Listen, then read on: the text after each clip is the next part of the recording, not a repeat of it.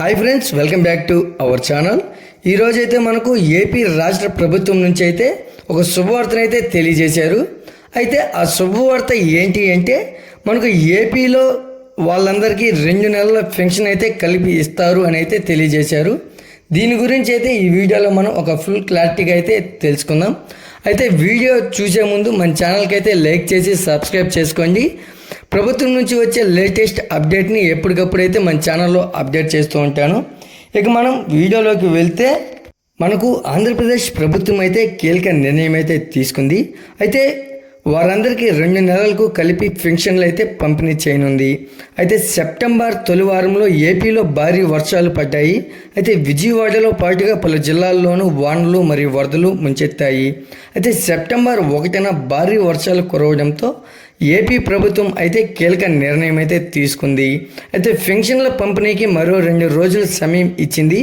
ముఖ్యంగా ఎన్టీఆర్ మరియు కృష్ణా, గుంటూరు జిల్లాల్లో వెసులుబాటు కల్పించారు. అయితే ఇప్పటికీ మరికొందరు పెన్షన్లు అయితే అందుకోలేకపోవడంతో వారంతా ఆందోళనలో ఉన్నారు. అయితే ఈ క్రమంలో ఏపీ ప్రభుత్వం అయితే మరో కీలక నిర్ణయం అయితే తీసుకుంది.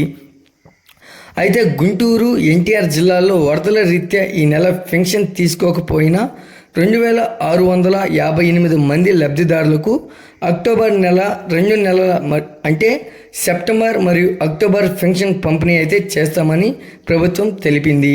అయితే ఈ మేరకు దీనికి సంబంధించి సచివాలయాల వారీగా పెన్షన్ల కౌంట్ ఎవరెవరికి ఇస్తున్నారో వివరాలను అయితే ప్రస్తావించారు.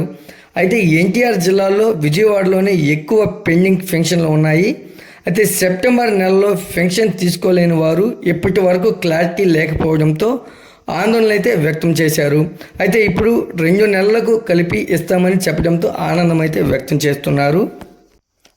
అయితే మరోవైపు చూస్తే అక్టోబర్ 1న ముఖ్యమంత్రి నారా చంద్రబాబు నాయుడు గారు అయితే కర్నూలు జిల్లా పర్యటనకు వెళ్ళనున్నారు. ఆ రోజు పత్తికొండ మండలం పుచ్చకాయల మాడలో ఎన్టీఆర్ భరోసా పెన్షన్ల పంపిణీ కార్యక్రమానికి అయితే హాజరవనున్నారు. అంతేకాకుండా పెన్షన్లకు సంబంధించి ప్రభుత్వం కీలక నిర్ణయం అయితే తీసుకుంది. అయితే ఒకవేళ నెలలో మొదటి తేదీ ఆదివారం సెలవు దినం అయితే పెన్షన్ పంపిణీని ఒకరోజు ముందుగానే పంపిణీ చేయనున్నారు. ఈ వీడియో కనుక నచ్చినట్లయితే లైక్ చేసి సబ్స్క్రైబ్ చేసుకోండి. మరొక లేటెస్ట్ అప్డేట్తో మీ ముందుకు తీసుకొస్తాను.